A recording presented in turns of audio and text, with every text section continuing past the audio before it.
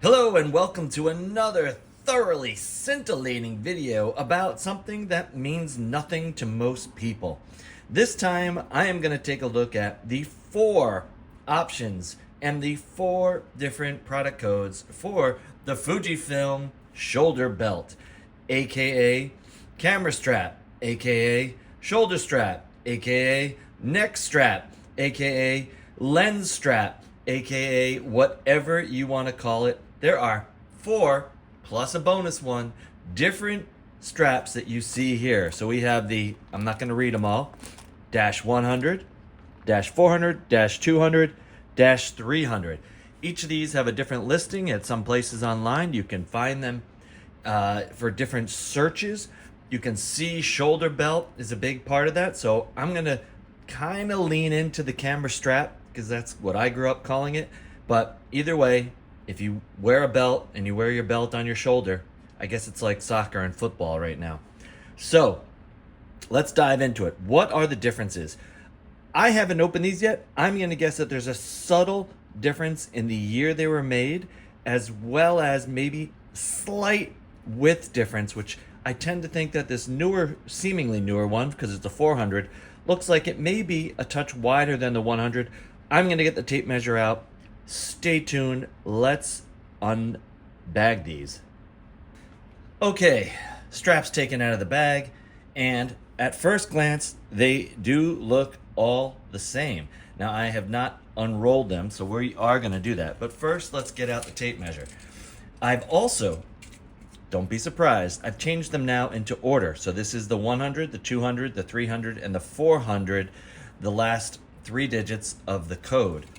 This one, sorry it's upside down on your end, but this one, you can see, looks to be, whatever you want to call that, 1 and almost 3/4 inches.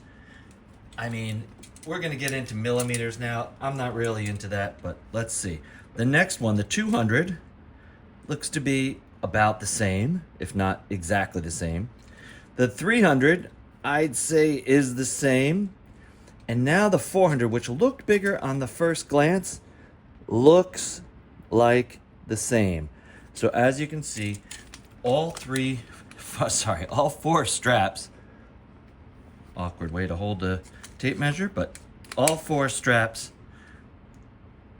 are each about 2 inches. Now, you wouldn't want to say it's a 2-inch strap because someone's going to jump on you. So I'm going to go with 2 and looks like, I don't even want to guess, 7/8. Sorry, 1 and 7/8. We're going with, these are 1 and 7/8 strap. This one looks like it's a little more than 7/8, the 3. And this one looks like it's right around 7/8. So maybe there's just some manufacturing, maybe there's some age involved. Let's take a look at what's underneath the strap. Each of them have the soft rubber inside, which is perfect for not slipping. This soft rubber really helps with the weight of the strap feeling on your shoulder, the weight of the camera. It also is a non-slip material. I highly recommend it. People are using this for, say, the GS 690 or a GA camera, a GA 645. Certainly any of the Fujifilm GFX 100, and maybe even an XH2 with the booster on it or without the booster on it, whatever you like. These are also the same straps that are used on the XF 150 to 600, the XF 200, and the XF 500, which are lenses that have strap lugs on them, so you can just attach them. Now, here's a quick notice. Strap 400, strap 300. This is the difference.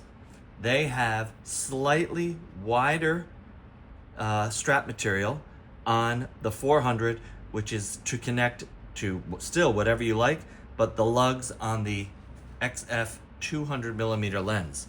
So if you wanted something with a little beefier strap connecting, looks like 1 is almost the same. 2 is also the thicker material. And 3 is the thinner and 4 is the thicker.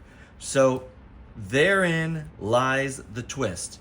The absolute perfect shoulder belt for most camera people is going to be the Dash 300. So when you look up shoulder belt Fujifilm and you look up one that ends in the code 300, that's the one I think is going to be most favored for camera people.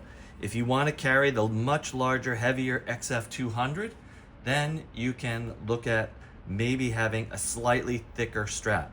If you want to carry something heavier and you just feel like more support, certainly the 1, 2, and 400 are all lens-based straps. Let's try to take a look here. This is gonna be small print again. We're going with just under 1/2 inch. I'm gonna say this is about 7/8. And then you put in the thicker one and you can see now we're more at probably 9/8 or so. Sorry, not 9/8. We're at 16ths, 7/16, and maybe 9/16.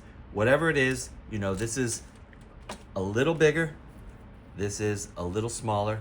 I'd say that number 300 is the general camera strap. Number 1, 2, and 4 are lens-bearing straps, or a GFX, or whatever else you happen to buy, because it really doesn't matter. The straps themselves are basically identical, as you can see here. All say Fujifilm.